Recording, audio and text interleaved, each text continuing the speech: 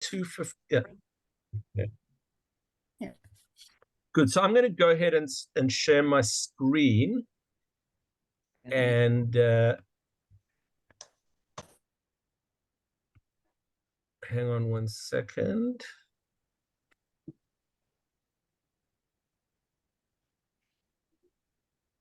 Is that coming up? No. I've lost you. So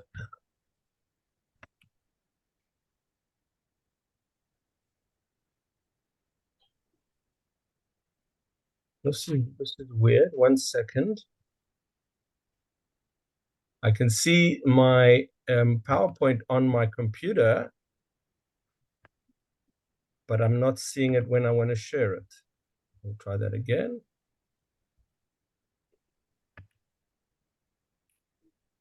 There we go. Yeah, I don't know what it was doing, but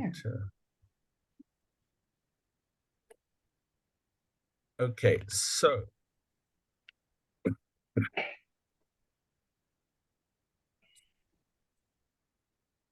today we're going to be looking at a different building block. Last week we looked at the origins of the modern Middle East, and today we're going to take a little bit of a deeper dive into Zionism, which has become kind of bizarrely, in some circles at least, almost a curse word. So we're going to look at the origins of Zionism. The man that you see in the picture is maybe we can everyone can mute, because I can hear people talking to each other. Maybe. And I'm sure that everyone else can hear them as well. The founding father of Zionism is a man called Theodor Herzl. That's the man that you see in the picture. And we'll talk about Herzl a little bit more as we continue. Herzl is the guy who articulates Zionism, who puts it into modern language, and who creates a movement.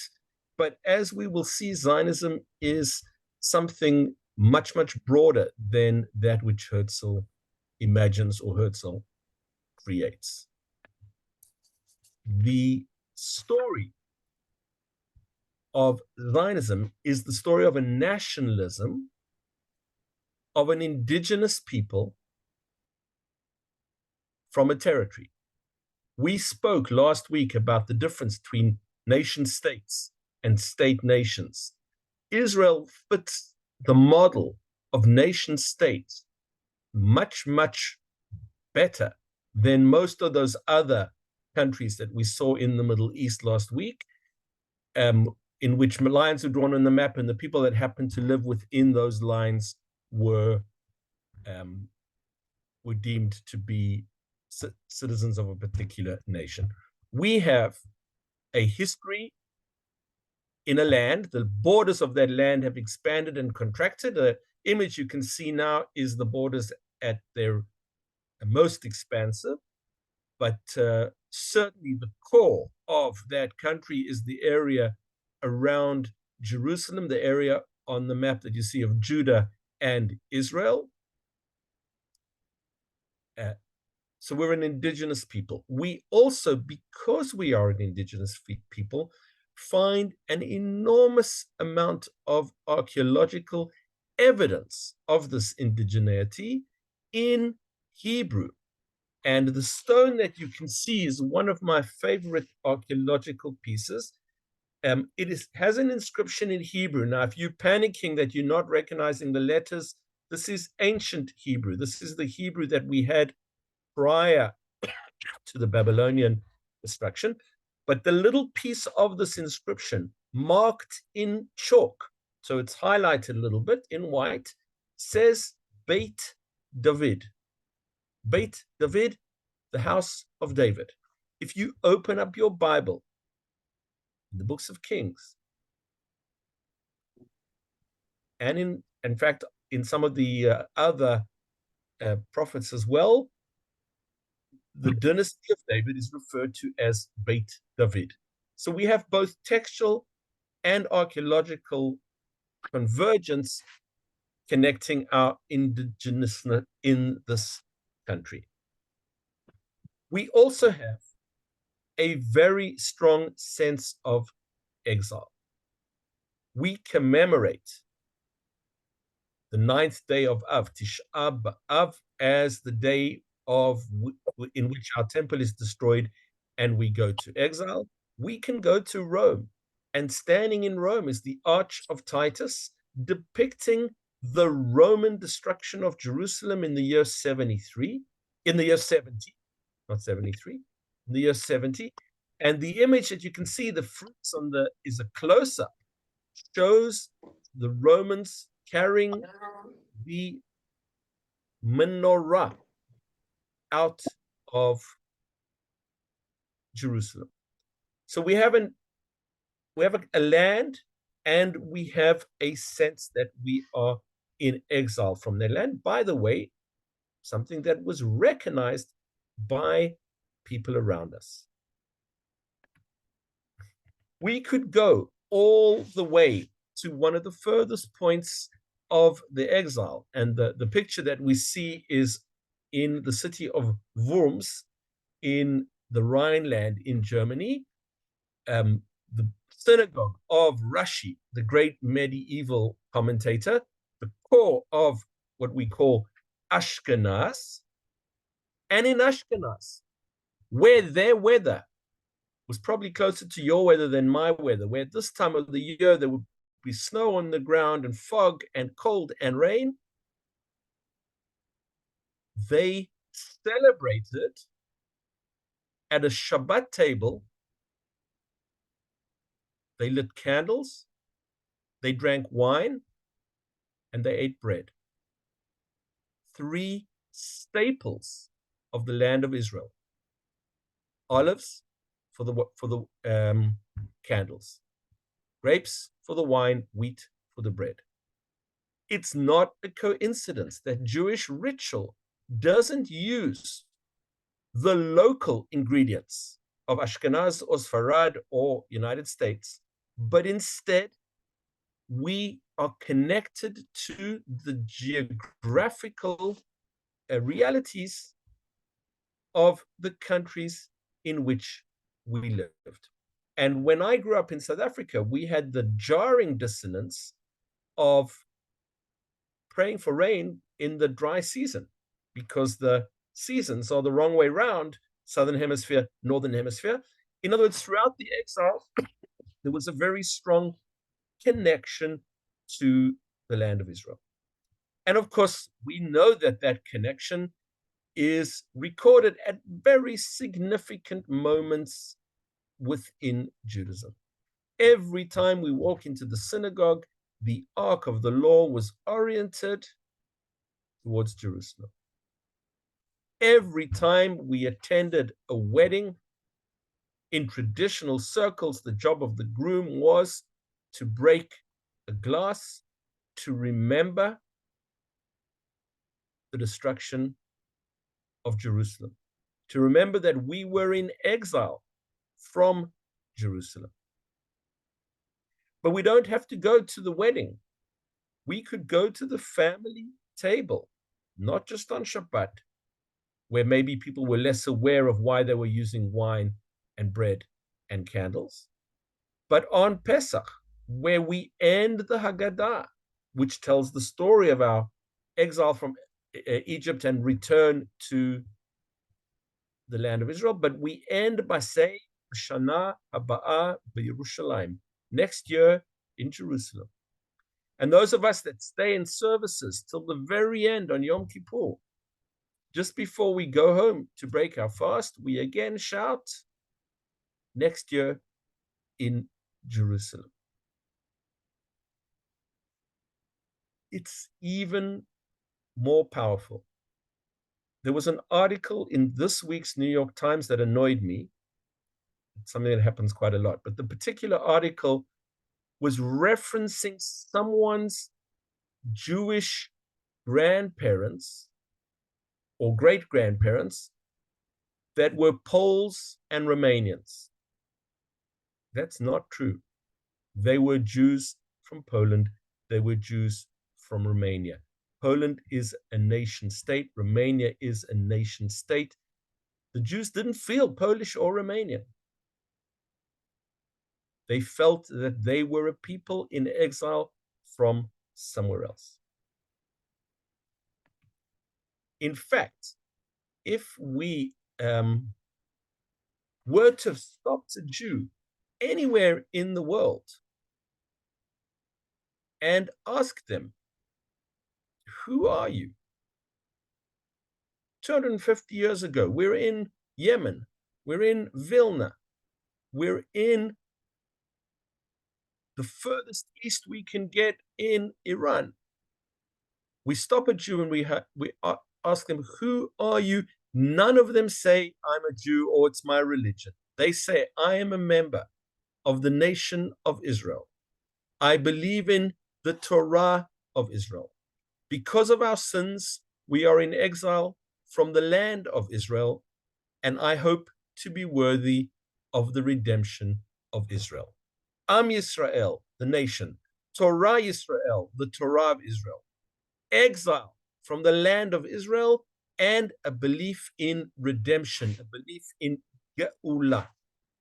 No Jew said, I am a Reformed Jew, I am a Zionist Jew, I am an Orthodox Jew or an ultra-Orthodox Jew.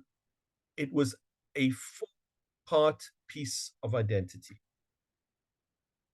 And that begins to change. By the way, that identity puts two walls around the Jewish people. One wall is a wall that we put up to protect us from those that are on the outside. And the other wall is a wall that they put up to keep us out. So we could live in Europe, but we were never European. We could live in the Arab world, and though our integration there was a bit better, we were never completely integrated. This definition begins to change when a man called Moses Mendelssohn, that you can see in the picture, Moses Mendelssohn will translate the Torah into German. He translates the Torah into German because the Jews know the Torah. It's an opportunity for them to learn German. Remember, again, folks, check that you're muted, please. Remember that the Jews lived in countries and spoke their own language. They often did not speak the languages of the countries in which they lived. When Mendelssohn teaches them German, his idea is to enable them to engage with German society, and so begins a process called enlightenment. Jews were literate in their own language, Germans were not. So once Jews become literate, they are exposed to ideas, and there is a process of enlightenment, haskalah, and there is a second process that will happen, which is a legal process. Jews start to be recognized as citizens of the countries in which they live. It takes the French Revolution and the logic of the French Revolution, which says all men are equal, and someone 2 years later raises the question at the Council of Notables in Paris, if all men are equal, what about the Jews? And the logic of the French Revolution is so powerful that Jews are equal as well. And as Napoleon spreads the revolution, so too Jews are emancipated. That's why, and this never gets to the eastern part of Europe by the time people's grandparents get to America. So they weren't even recognized as Poles or Romanians or Ukrainians. They happen to live in an area that is today Poland or Romania or the Ukraine. Once Jews have enlightenment, where they start to take their own wall down, and emancipation, where the surrounding society begins to let them in, they start to make choices. And the first choice is assimilation. Assimilation not as a drifting away from Judaism, but rather as a deliberate intellectual decision to no longer be Jewish. I'm no longer obliged to be Jewish. The walls that were around me, keeping me out, are no longer there. I am attracted by literature, poetry, philosophy, science, whatever the university offers me. I don't want my children to bear the brunt. I can assimilate.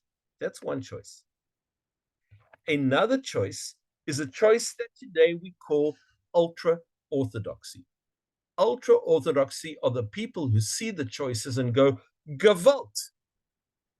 We do not want to change. We are not going to change. We are going to stop the clocks exactly as they are. Moses did not wear a fur shtreimel and a heavy black coat. Neither did Abraham or King David. Probably the medieval Rashi didn't dress like that either. But when the bad news reaches Eastern Europe that the world is changing, ultra-Orthodoxy freezes in how they dress, in how they do Judaism, in how they do a whole lot of things. The third choice is that Judaism is a religion. Now, of course, ultra-Orthodoxy has an element of religion, but if we go back to the initial definition, I'm a member of the nation of Israel. I believe in the Torah of Israel. Because of our sins, we are in exile from the land of Israel, and I hope to be worthy of the redemption of Israel. There were 4 pieces to that. Religion takes the Torah, and it says Judaism is a religion. Just like Catholicism is a religion, just like evangelicals are religion, just like Protestants or Lutherans are religion. And the idea is that Jews will be just like their neighbors. I'm an Englishman of the Mosaic persuasion, like Moses. In other words, I'm an Englishman just like you, but I pray in a synagogue. I'm a Frenchman in the Hebrew church. These are actual expressions that we have. There are people who say, I'm just like you. I'm a Frenchman. I'm an Englishman. I'm a Pole. But my religion is different. All assimilation throws off everything. Ultra-Orthodoxy clings to their understanding of what everything once was, and most of what we term Judaism, certainly in the diaspora today, are people who redefine their Judaism as something narrower than it once was. Another group will say Judaism is a culture. We know that in Eastern Europe, there are newspapers, publishing houses, theater companies, musicians, football leagues, soccer, in Yiddish. That there is a cultural expression, and we know it today. You don't find your great big book of Catholic cooking, but you find a book of Jewish cooking. You find a book of Jewish jokes. In other words, they say we're a people, we're a culture. That's how we are as Jews. Now you'll notice these are 4 different choices, and I would say that religion is the biggest choice. Ultra-Orthodoxy and cultural are second, and third. Assimilation is fourth, and the smallest of the choices are those Jews who emphasize the land of Israel and the state of exile from that land, and they are the ones who come up with Zionism. Now we know today, of course, that there are lots of connecting lines, and there is a Reform Zionist organization, and there are ultra-Orthodox Jews who are also Zionist, and there are ultra-Orthodox Jews who are anti-Zionist, and there are cultural Jews who define themselves by not being Zionists, and so on. But this is the beginning of the old joke that we have: 2 Jews, 3 opinions. If Zionism is the smallest choice in the early years, how do we get to the state today where we have a state and where it is completely mainstream position within Judaism that Zionism is the mainstream Jewish position. So to get to that, we will look at some significant thinkers. These four gentlemen that you see are people we call the precursors. The precursors in that they precede Herzl and Ahad Ha'am, who are considered the fathers of Zionism.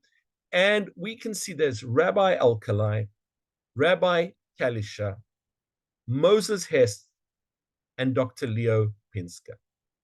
Alkali and Kalischer are traditional small town rabbis. And, well, Sarajevo is not such a small town, but not in the main, not the big important Jewish cities. They're rabbis who serve their community and who feel that the world is changing and that the time to fulfill those mitzvot of next year in Jerusalem, the time is ripe. They count their comments in very traditional essays. The people who read the essays are very traditional Jews who are, some of them inspired to join organizations called Chovavei Tzion, Lovers of Zion, who will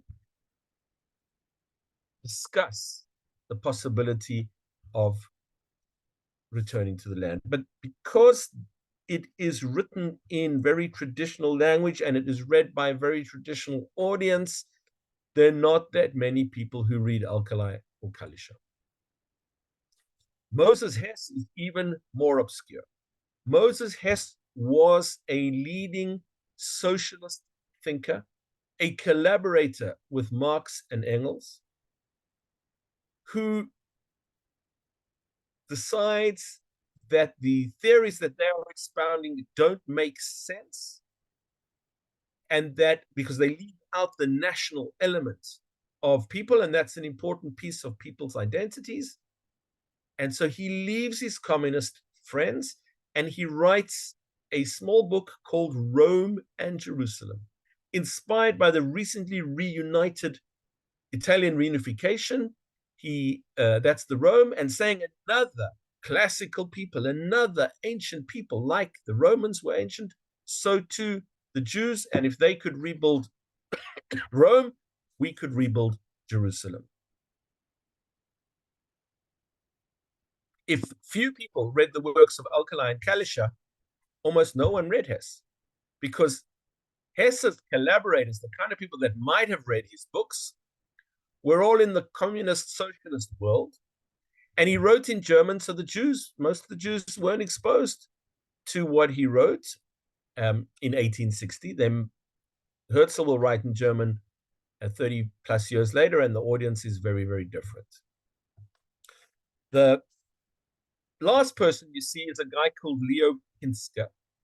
Pinsker will write a book called Auto-Emancipation. He will write it in 1882. So the first two are in the 30s and 40s. Hess is in 1860. Pinsker is in 1882 in response to a wave of riots pogroms that break out across Europe. Pinsker, who is a medical doctor, diagnoses European society with a disease called Judeophobia, another version of anti-Semitism. And he says they will never recover from it. The way they can recover from it is we can recover from it by packing our bags and leaving. There are a lot more people who read Pinsker's book, but he doesn't establish an organization, he doesn't establish a movement, and he doesn't reach as many people as Theodor Herzl will. Now, Theodor Herzl's grandfather was actually a student of Rabbi Alkali. And we wonder, if sitting around the family table, he heard some of his grandfather's longings. But the truth is that Herzl himself, born in Budapest, grew up in Vienna, was a highly assimilated Jew. He aspired to be an Austrian. Little footnote. In the Austro-Hungarian Empire, you stopped someone on the street and you said, "Who are you?" If they said, "I'm Austrian," then they were Austrian. If they said, "I am Hungarian," they were Hungarian. If they said, "I am Austro-Hungarian," they were Jews. Because you couldn't become an Austrian. You were born one or you weren't. You couldn't become a Hungarian. You were born one or you weren't. But Austro-Hungary, that straddled these peoples, and Herzl, through his own experience, discovers that he cannot completely ever enter into Viennese society. He's a playwright, partially successful, but he goes on to become the correspondent for the leading Viennese newspaper in Paris, where he will witness the Dreyfus trial, in which a Jew, benefiting from France having allowed Jews to become citizens, has risen to the rank of colonel in the French army. He is falsely accused of treason. He is stripped of his rank. He is sent to jail, and the crowd outside the courthouse do not say "death to the traitor," but instead they say "death to the Jews." And for Herzl, this is a moment in which he says, we cannot ever be accepted in Europe, and we need to establish our own state, the state of the Jews. Herzl will become active in the 1890s, 1895, 1896, writing his pamphlet and then convening a congress. The other person that you see, a man called Ahad Ha'am, his real name is Asher Ginsberg. Ahad Ha'am is his pen name, which means one of the nation. Echad Shtaim Shalosh, you may know the number one. Ahad Ha'am, the nation. He's been writing for 15 years before Herzl writes his pamphlet. Herzl doesn't read it because Ahad Ha'am is writing in Hebrew. Ahad Ha'am is talking about Zionism as a cultural rebirth. That's not what Herzl will talk about. But we'll see a little more of the gap between their two views as we move forward. In 1896, Der Judenstaat is released, the pamphlet, often incorrectly translated today as the Jewish state. Its meaning is the Jews' state. In other words, Herzl, as a highly assimilated man, was not that interested in the content of the state, the Jewishness of the state. He was very interested in the inhabitants of the state, that they should be Jews. In 1897, they call the first Zionist Congress. It needs to be held in Switzerland because they need a neutral venue where Jews are able to attend. And Herzl's genius is not just that more people read his book, but that he creates a movement. He creates journals. He creates institutions. He kickstarts the Zionist movement. Now, we're not going to be completely chronological for the next little bit going forward, but we're going to continue just for a moment with Theodor Herzl, who will die age 40 in 1904. But in 1903, he will publish another book, not a political manifesto pamphlet like Der Judenstaat, but a novel set in that Jewish state that will come into being. And the novel is called Alt-Neuland. Alt-Neuland, old new land, one long German word, is a novel set in this Jewish state that is going to come into being. And then we read this criticism of Herzl's book. Herzl's Jewish utopia had nothing Jewish about it. It was simply a replica of Europe. Europe at its best, to be sure, but what of it? Transplanted to the Middle East. A demand is that there should be a Jewish state and not merely a state of the Jews. And that was a comment made by Ahad Ha'am. So Herzl will very much be the man who is the figurehead, creates the institutions, drums up the excitement. But Ahad Ha'am, and in Tel Aviv, there are two main streets that intersect. Ahad Ha'am is the man who is not satisfied with the simple creation of a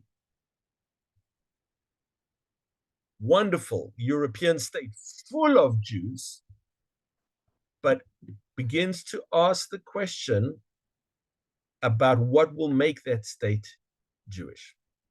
Here we can see another example, a quote from Herzl. This is a page with a lot of text, but I'll read it for us. It might be suggested that our want of a common current language would present difficulties. We cannot converse with one another in Hebrew. Who amongst us has a sufficient acquaintance with Hebrew to ask for a railway ticket in that language? Such a thing cannot be done. Yet the difficulty is very easily circumvented. Every man can preserve the language in which his thoughts are at home. Switzerland affords a conclusive proof of the possibility of a federation of tongues. We shall remain in the new country what we now are here, and we shall never cease to cherish with sadness the memory of the native land out of which we have been driven. So not only are we going to leave the countries of Europe and take those languages with us, but they will always be there to remind us of where we came from. We shall give up using those miserable, stunted jargons, those ghetto languages which we still employ.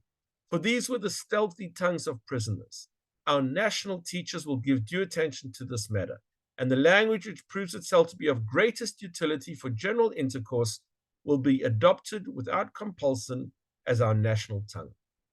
Our community of race is peculiar and unique, for we are bound together only by the faith of our fathers.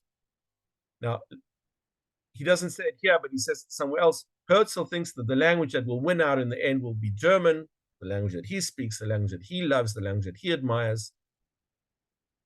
Who amongst us can converse, has a significant acquaintance with Hebrew to ask for a railway ticket in that language?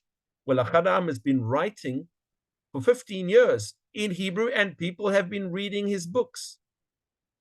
Ben Yehuda, before he was a street in Jerusalem, is living in Jerusalem and is developing modern Hebrew. Herzl is so assimilated that he's considering having teachers that'll get rid of Yiddish, but what they're going to replace it with, a language that's not a Jewish language. So that was one controversy. But another thing to consider in discussing Zionism is that what kind of state were the Zionists going to build? And the dominant party from the 1890s, or certainly the early 1900s, until 1977, was a party that we would call labor Zionism. Labor Zionism, socialist Zionism, left-wing Zionism, which was articulated particularly by Ber Borochov and Nachman Sirkin, today seen as two fathers of this branch of Judaism, of Zionism, but at the time they were two separate left-wing Zionist parties. One party, Borochov, who thought we needed to go through a revolution to create the socialist society, to invert the pyramid, the structure of society, as opposed to Sirkin, who thought we should build it from the beginning as a socialist society. But this was a Zionism that was building a new country, but was also building a new person that would interact differently with each other, differently economically.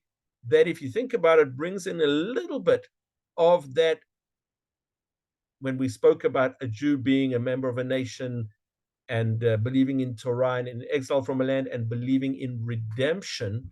So there's something redemptive about the ideas of the socialist Zionists. And that's labor Zionism is the dominant stream. But there are other streams. Two other significant streams are religious Zionism, which was led by someone called Rabbi Kook, and revisionist Zionism, which was led by someone called Zev Jabotinsky. When I say led, these are the people who both articulate the ideas in writing. Now, oftentimes today, there are people who see Zionism as a religious movement. Zionism was not a religious movement at its founding, and today it continues to be a pluralist movement. There are some people, and the biggest opponents, I'm talking about numerically, not these hotheads that we hear, the Jews on campus or whatever, that are numerically not that significant. The biggest opponents within Judaism to Zionism were ultra-Orthodox Jews, because the model was, we need to be good Jews. And if we're good enough Jews, God, in his infinite wisdom, will bring us back. And until such time, we just have to be better Jews. That, if in a nutshell, was their approach. Rabbi Kook will synthesize, and we'll look in a moment at some of what he says, will synthesize the ideas of Zionism and some of the basic tenets of Orthodox Judaism and create religious Zionism. Jabotinsky, and we can see he's dressed in more of a military type uniform. He wants to revisit, review, change the whole Zionist idea. He said, we're staying in diaspora mindsets. We're staying in this passive Jew. We need to be strong. We need to be proud. We need to take claim to the land in a more assertive way. And we see reflected in his military uniform. By the way, modern day Israeli political parties were descendants from these organizations, with many changes, but the Labour Party was the descendant of Labour Zionism. That was in its time Ben Gurion, today a tiny party, but in its time Ben Gurion, Rabin, Golda, Peres, and so on. Jabotinsky was the founding father of Cherut, which was the dominant party within the Likud. And Rabbi Kook is the religious Zionist party, sees itself as descendants from Rabbi Kook. So Rabbi Kook goes back to talking about, Rabbi Kook goes back to talking about the longing for the land of Israel, which is a significant piece of the essential characteristics of Judaism in the exile. The yearning for salvation is a force that preserves Jews in exile. We go through a pogrom and we pick ourselves back up, and the Messiah will come. The day will come, we will return. Those of us that have returned, salvation is already beginning. If we take a step across to the labor Zionists, they said, we're not waiting for a miracle. We're going to roll up our sleeves, pick up a spade and a wheelbarrow, and move some sand dunes so we can build a house. We're going to dig trenches and drain swamps. We are not going to wait for a miracle in heaven. We're going to do it ourselves. Rabbi Cook says, our coming to the land of Israel kickstarts the miracle. In other words, the acts are understood, one as a rejection of the fact that there'll ever be a miracle, and the other one as the beginning of that process of miracle. So we'll just look now at a few of the turning point dates, and then that's good. We're perfect for my timing. So in 1881, we have a phenomenon called the First Aliyah.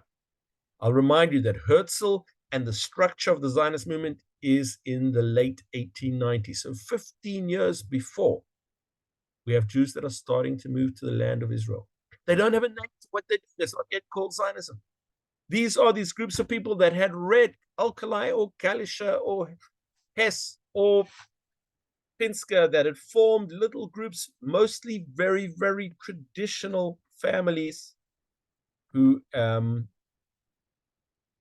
came to Israel, often came to Israel without their resources, without enough resources. And they were supported by someone called Edmund de Rothschild, Baron Edmund de Rothschild, who was of the French, by that stage, French family within the Rothschild dynasty, who became the patron of the First Aliyah. And he himself, he's buried in Israel, but didn't move here as while he was alive, but he underwrites and helps the beginnings of the First Aliyah. Now, another project that begins to happen, and it's directly something that comes out of Herzl and Herzl's organizational vision and Herzl's creating of a Congress, was to create the Keren Kayemet L'Israel, the Jewish National Fund. And the idea of the Jewish National Fund is to purchase the land. The brown spots that you can see on this old JNF box in which people collected their pennies, those brown spots were the places within the land of Israel that had been purchased. There is no concept of manifest destiny. This is ours, like the American, riding off to claim it because we're bringing something here. There is, this is our homeland, but we will come back and we will purchase it so that it will be legitimately ours beyond any question. And we can see there were always documents of purchase that are drawn up, and we see, for example, in one of the pictures, this process taking place. Now, the next turning point, in 1903, a man called Chamberlain, Joseph Chamberlain, father of Neville. In Britain, the political families were the same families for many, many stayed. It was a family business being in politics. He was the foreign secretary. And he, in 1903, offers Herzl Uganda as a Jewish state. Herzl thinks it's a great idea. Herzl says, we need a Jewish state. We need to establish a refuge for the Jews. But Herzl brings it to the Congress, and the founding father is humiliated by the rank and file, who say, we have no claims on Uganda. We were not indigenous in Uganda. In Uganda, they didn't use this language, but I'll use it. We will be colonialists. If people call us colonialists today, when we come to our own land, you can imagine what they'd be doing had we gone to Uganda. The Uganda plan is rejected by the rank and file, who say we are in exile from the land of Israel, and our return needs to be to the land of Israel. Herzl will die a little bit after this, but the idea is already by then firmly rooted that Zionism is connected to the land of Israel. And as we can see, what will appear in the Declaration of Independence, the land of Israel was the birthplace of the Jewish people. Here, their spiritual, religious, and national identity was formed. Here they achieved independence and created a culture of national and universal significance. Here they wrote and gave the Bible to the world. It's almost as if this paragraph in the Declaration of Independence was being written by the delegates who reject the idea that the Jewish state could be in Uganda. Now, what we can see over here is a copy of the Declaration of Independence, and it is written on parchment, sewn together. It has a Torah-esque sort of feeling to it, and that's quite deliberate. And we'll look at just another one or two paragraphs, 3 paragraphs from the Declaration. Hereby proclaim the establishment of a Jewish state in Palestine to be called Israel. When this is read out in 1948, on the 14th of May, it's the first time that most people know the name of the country is going to be called Israel. The strong money was it was going to be called Zion. That was the name of the movement. There were those that thought it might still be called Palestine because there were institutions that already existed in Palestine. And no one else was calling it Palestine at that stage, by the way. We hereby declare that as from the termination of the mandate at midnight this night of the 14th to 15th of May, until the setting up of duly elected bodies of the state in accordance with the Constitution to be drawn up by a constituent assembly not later than the 1st of October 1948, the President National Council shall act as the Provisional State Council, and its executive organ, the National Administration, and shall constitute the provisional government of the State of Israel. So this Declaration of Independence, we know, goes back to some history, and we also gives guidance of how the state is to be run until there can be elections and until the Constitution is drawn up. It's quite a while since the 1st of October 1948, and we don't yet have a constitution. There was enough agreement in the Jewish world to get this document signed. And by the way,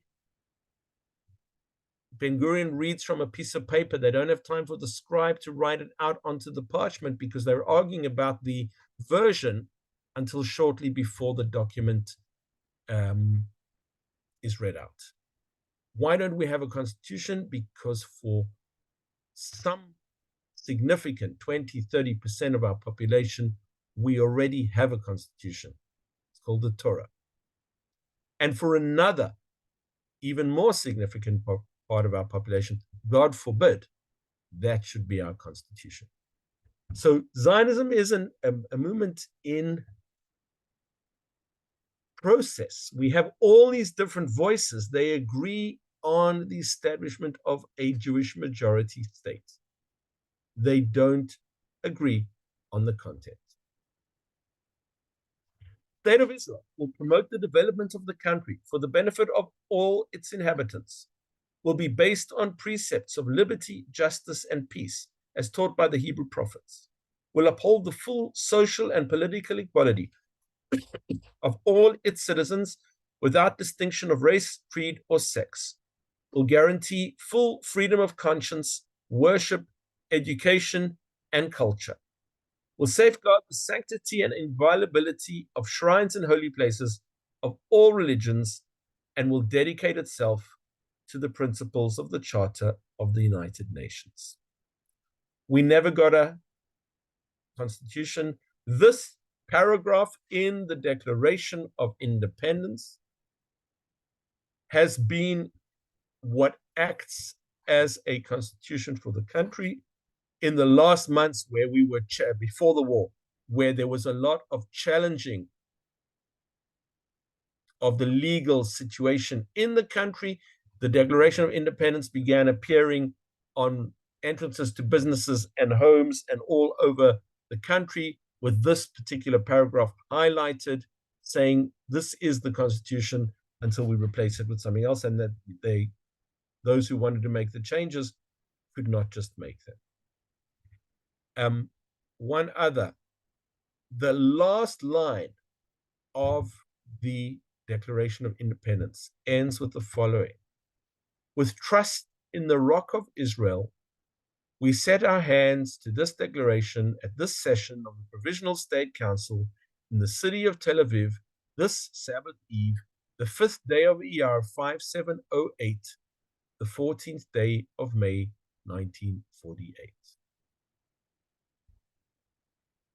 Part of the compromise is that we measure time in this country on 2 dates. If you buy a newspaper, it'll have printed at the top the Hebrew date and the civil date. Rabbi Cook's vision: there are people in the Orthodox world whose birthday is commemorated on the Hebrew date who have no idea what the civil date is. And there are people in Israel as well, not just in America, who say things like, this year Pesach is late. This year Passover is late because they're living on the secular calendar and not on the Hebrew calendar, where Passover's date never changes. We straddle those two worlds. And the line with trust in the Rock of Israel, Tzur Yisrael. If you say Rock of Israel, Tzur Yisrael, to a religious person, they will understand that word as meaning God. If you say Tzur Yisrael to a secular person, the Rock of Israel could be our history, our heritage, our culture. So Zionism has been very successful in creating a state, but we're still arguing internally about what the state should look like. And our enemies are portraying a vision of the state, which very often I don't think is actually what the state looks like. A few more images and turning points. I wanted to finish that idea of the tensions within the document and between religious and secular. But what happens in from 1903 to 1914 is a new group of people called the Second Aliyah, very secular, very labor, very insistent on talking Hebrew. The first generation spoke a lot more Yiddish and spoke French under the influence of the Baron. This group insists on speaking Hebrew, insist on doing agriculture, begin to defend themselves. The first group of pioneers pay Arab guards. Again, the colonial mindset just doesn't work because colonials come in to suppress the locals, and instead they were employed by the locals. The second Aliyah employed the locals. The second Aliyah begins to give Israel more of the flavor. It ends completely randomly in 1914 because of a war.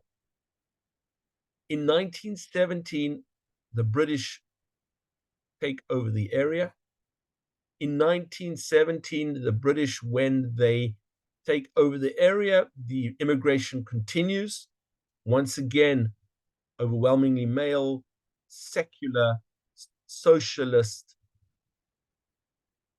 who will be the pioneers. The British will appoint a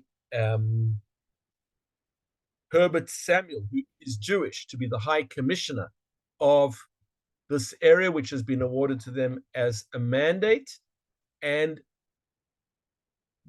more Jews come to the land of Israel. Fourth Aliyah, and we're not going to go into great detail with these, but I just do want to mention two more. The fourth Aliyah is middle-class Poles, because the taxation laws are changed in Poland in the early 20s of the last century.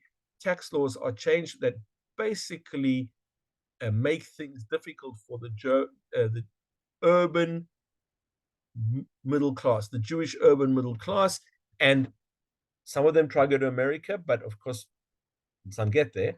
But by the 1920s, America has made it a lot more difficult to immigrate to America. They go to the other parts of America, South Africa, Australia, but many come to Israel not to become farmers, not to become fighters. They come to be urban middle class like they were in Poland, petty bourgeois, and establish especially Tel Aviv and Haifa. In essence, they're refugees. Unlike the earlier waves who came completely by ideology, the fourth Aliyah, certainly the ones who come to Israel and don't go somewhere else, have an element of ideology, but they're refugees. And of course, the fifth Aliyah, which will dwarf numerically all four that precede it, is Germans, German Jews, people who come because of Hitler, not Jews who are trying to get out of Germany wherever they can go. Refugees, most of them. Now, refugees, the ones who can get out of Germany, tend to be affluent, educated, tend to be people who can get out of Germany. And one of the conditions of coming into the land of Israel as the British start tightening it is that they need to own property here, and many of these are the kind of people that can buy some property here in order to enable them to come. So they're refugees, but they're refugees in a particular context. Nevertheless, I spent most of this session talking about ideologies and talking about the thought process of Zionism, and many of the people who come, of course, come out of very, very practical reasons. Now, the Arab response in 1936 is to have a revolt against Jewish immigration, against the British allowing Jewish immigration into the country. And in many ways, the roots of the Jewish-Arab tensions, there had been incidents dating back prior to this. But in many ways, the issue comes to a head now, and comes to a head now in part because in colonial societies, the rulers always played the different subgroups off one against the other. What you can see is a map of what the Jewish state was going to be, what the Arab state was going to be, and what a mandated British zone around Jerusalem and Jaffa was going to be. This is the partition plan as suggested by a group called the Peel Commission in July 1937. The Arabs reject this map. We also reject the map.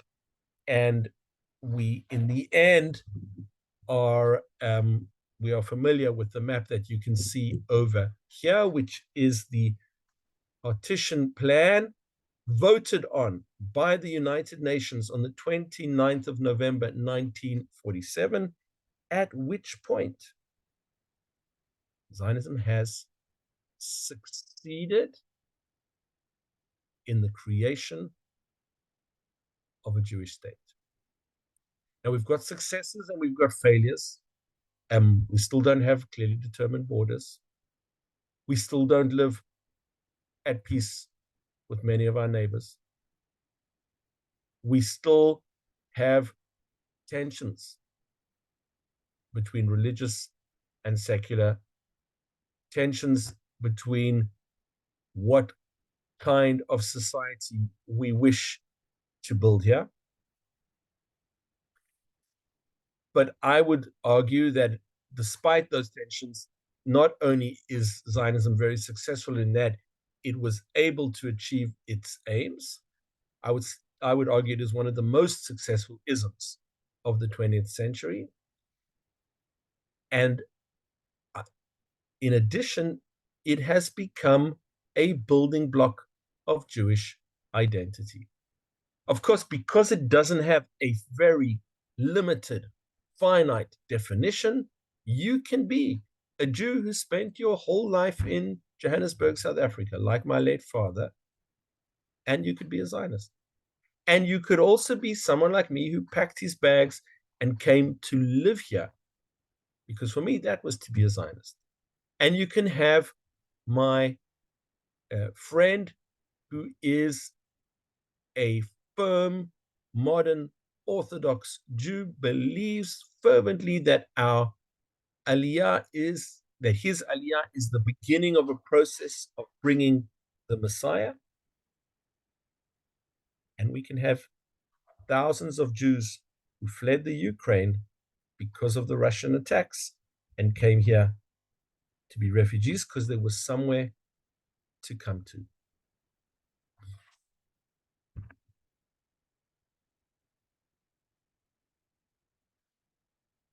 So once again, I'll leave this slide on for just a moment with my email and contact details. And again, if you want to get in touch with me before the next session, Suzanne and the rabbi and quite a few other people have my contact details. I will end the screen share, and I'm happy to take any questions, firstly about the topic from tonight, but if not, or after that, also broader questions. So, by the way, I don't know if you read the small print on the when you signed up, but there is going to be a quiz on all 3 lectures at the end. So, a good chance to ask the questions now to, so we can, make sure you got the content. Teresa, hi. Hi. I have a question from the early part of tonight's lecture. When you were talking about indigenous, I don't know, what's the word? Indigeneity? I don't know how you put that. But this fall, some of the people who are pro-anti, they're making a big deal about indigenous, and Israelis aren't indigenous. And how do you argue for indigeneity when it's true that there were a group of people there forever and ever, and we have all the proof, but 100 years, 150 years ago, there were very few Jews left in that territory. You're absolutely right. And they're letting you off easy because they can also say, look at Jewish family names, and their family names are Weiner, Berliner, Krakower, whatever, because the family came from Vienna or Berlin or Krakow or wherever it happens to be. And we could go on with the Arab versions of that as well. But that's because they don't speak Arabic. Because Arabic names of most of the people who call themselves Palestinians are names that tell us they also came from somewhere else. So the most well-known Palestinian optimist, a man who, a multi-millionaire, who built a new city, which is meant to be a modern city. His name is Bashar al-Masri.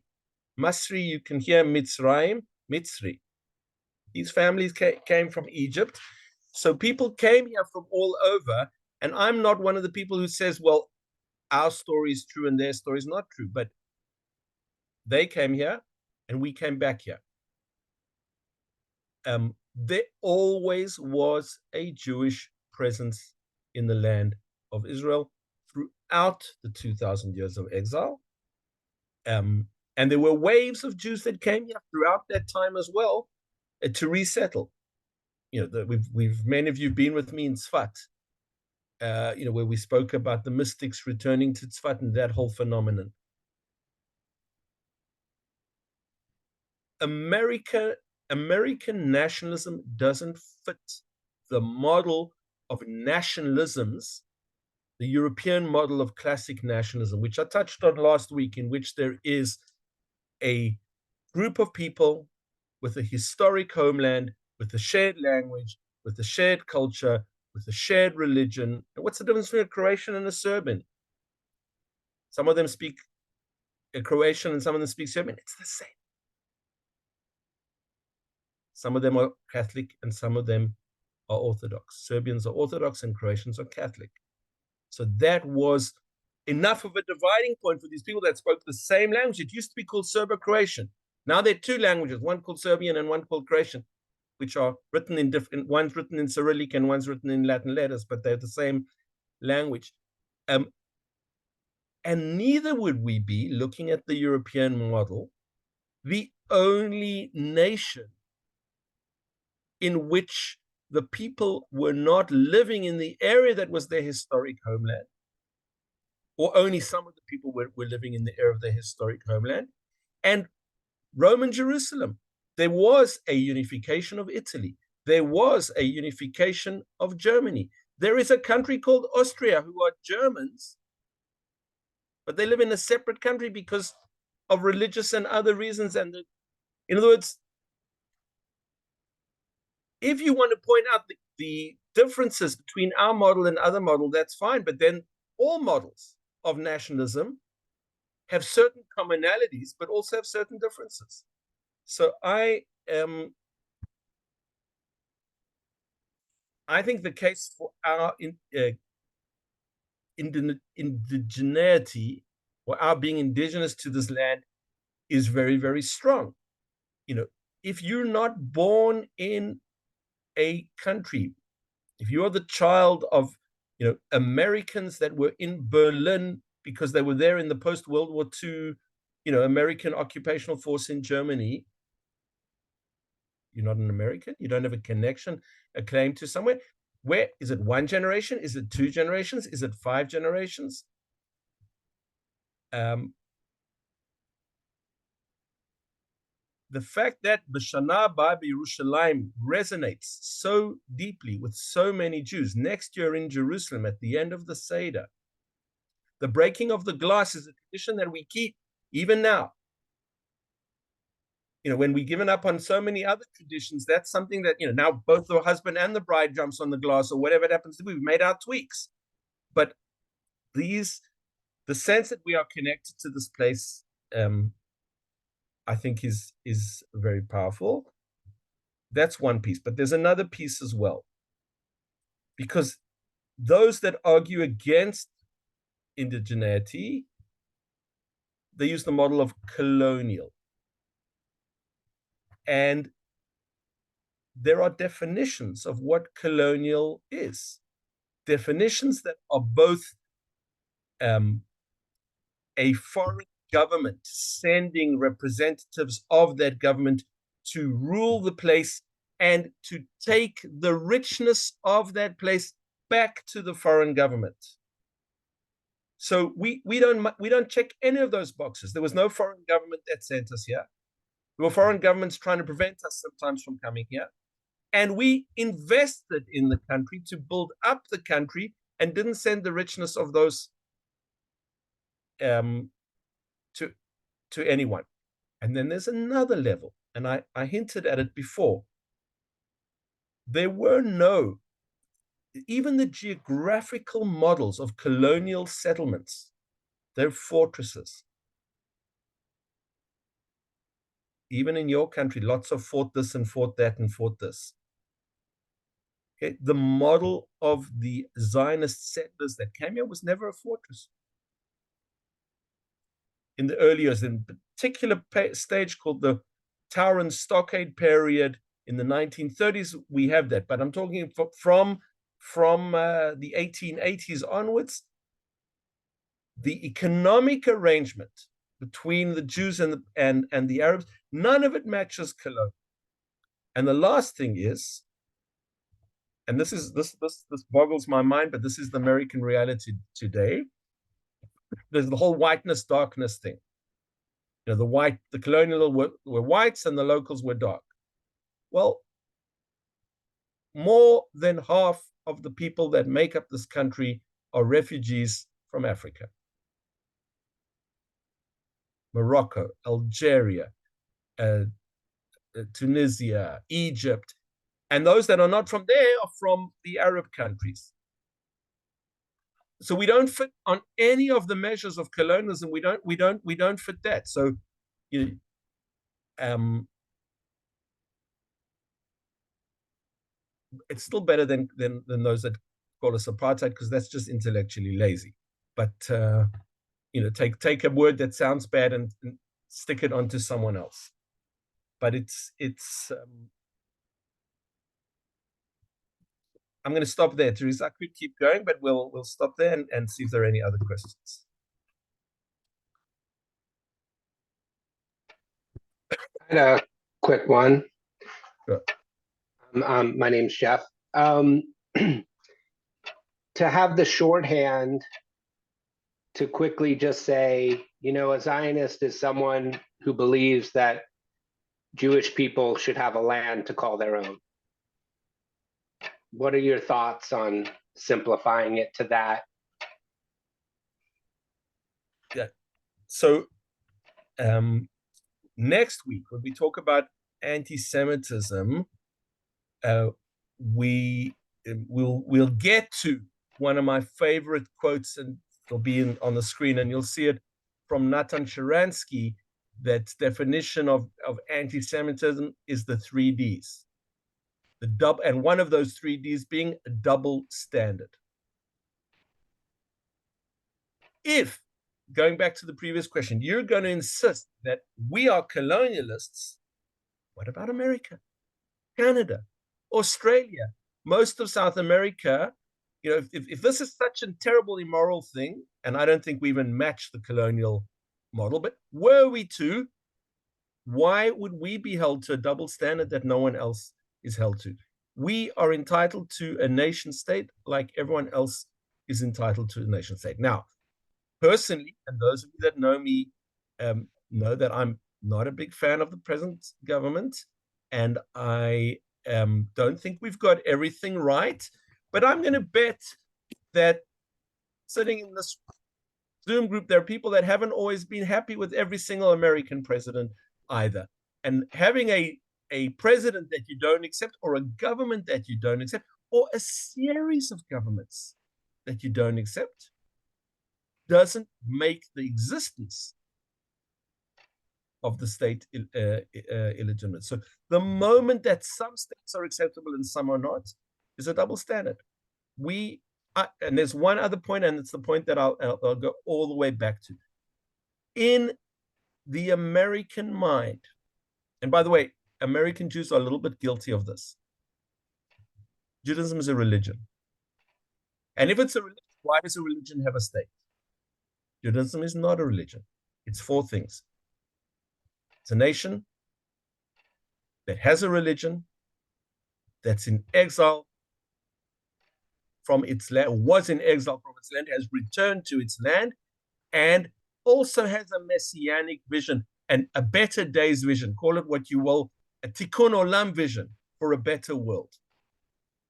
And those people that say, well, why do you need a state? You're a religion, firstly, don't understand what Judaism is.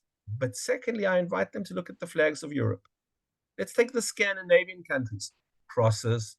Let's take England, cross. Let's take the Arab countries, Muslim signs. In other words, religion is part of it as well. And for us too, it's 1/4 of what we're trying to do here, but it's part of it too. Thank you. Again, Rabbi knows we could have a session on these marvelous questions, both of them that you've asked, but I'm going to suffice with that. Did I misunderstand Jeff's question? Jeff, were you asking about whether or not you had to be indigenous? No, I was just wanting to know if it was a satisfactory shorthand to just say that short statement. I know there's much more to it, but I just want to be able to simplify it without completely making it false, if that makes sense. So thank you. The answer was great. Yeah, I mean, we live in, I like lectures where I can have a time to develop an idea, and I like series of lectures or 10 days of a tour where we build a theme as we're going through it. But we also live in the TikTok, age where you need a very short, and that's why Natan Sharansky's, is there a double standard? And that's the first of 3 different points. We'll look at them next week. I'm not going to go into it now, but if there's a double standard, other people are entitled to a state and we're not, then there's a word for that. It starts with an A, anti-Semitism, which is next week's topic.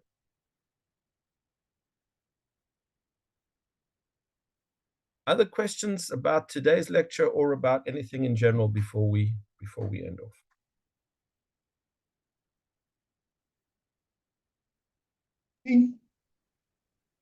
This, I think, would be a question for you. How did South Africa get involved in this condemnation of Israel? Okay, so it's a David, it's a trauma for me, and not only for me, for many South African Jews, those that are still living there, even more so than those of us that have left South Africa. It's a trauma because of the significantly disproportionate role that Jews played amongst whites or nominal whites in fighting apartheid. And Nelson Mandela, I'm sure, and the founding generation are rolling in their graves. There are a whole lot of theories, none of which have been conclusively proven. But there's in the South African constitution, a bankrupt party cannot contest an election. The ANC was bankrupt a few months ago and got a massive influx of foreign money from Iran. Was there a quid pro quo? I don't know. What's South Africa's interest? What the country has lost in American and other and European disinvestment following this, and not even necessarily because they're Zionists, just because they're like, these are crazy people that are, when their country doesn't have basic human rights, are diverting their attention here, but the party has enough money to contest the next election. So that's one theory. The other theory is that there is an organization called BRICS. BRICS are not first world countries. They're developing countries, but they're supposedly in the next tier. Brazil, Russia, India, China, South Africa, and they want it to be BRICS with an extra I because Iran is pushing to join that party as well. It might stay with one eye because India is looking around and saying, I don't want to be in this. I don't want to be in this club. But the Russia-China axis, the fact that we are once again, and I'm really not alluding here to the fact that we're sitting on the edge of a World War I or a World War II, but we have an axis of, the fact that people call it the axis of evil, that the China, Russia, Iran axis, and South Africa, for reasons that are not entirely clear, or maybe because it sees itself as the leading African country, or it's the African country that's joined this club, is being carried along by it. And the last point I'm going to make, and this will be something we'll touch on next week, anti-Semitism is a chameleon. Whatever the language of the time is, it gets thrown on. So when the world spoke religion, Jews killed God. When the world spoke nationalism, Jews were not loyal to the countries. They weren't genuine Frenchmen or Russians or whatever. When the world speaks in the language of civil rights, so Israel is a civil rights abuser. And South Africa, having victoriously thrown off apartheid, speaks with a certain moral gravitas as the country that went through apartheid. And so they kind of see themselves as voicing the world human rights thing. I'll remind you, the week before 9/11, there was the Durban Conference, which planted many of the seeds for this Durban Conference on Racism, which became an anti-Israel celebration. Planted many of the seeds for what we saw come to fruition in The Hague.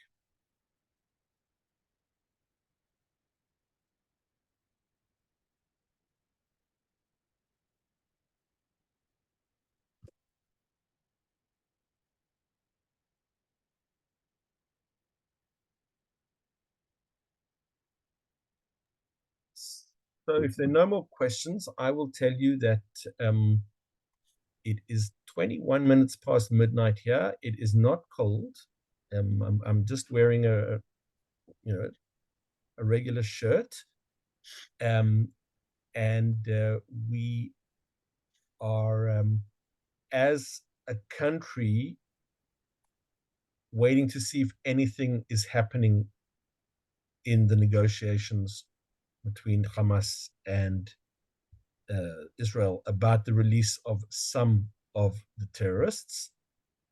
There are denials. I've lived here long enough to be optimistic when there are denials, but I will add, in this particular case, very, very cautiously optimistic that we could reach some sort of breakthrough. But it's not based on anything other than my reading of the news. I have no sources of information. The official line is that there's a very big gap between us, between the different positions, but everyone else is still meeting. We're not going, which is also playing hard. Hopefully this time next week, we'll have something better to say about that. I start tomorrow a solidarity group.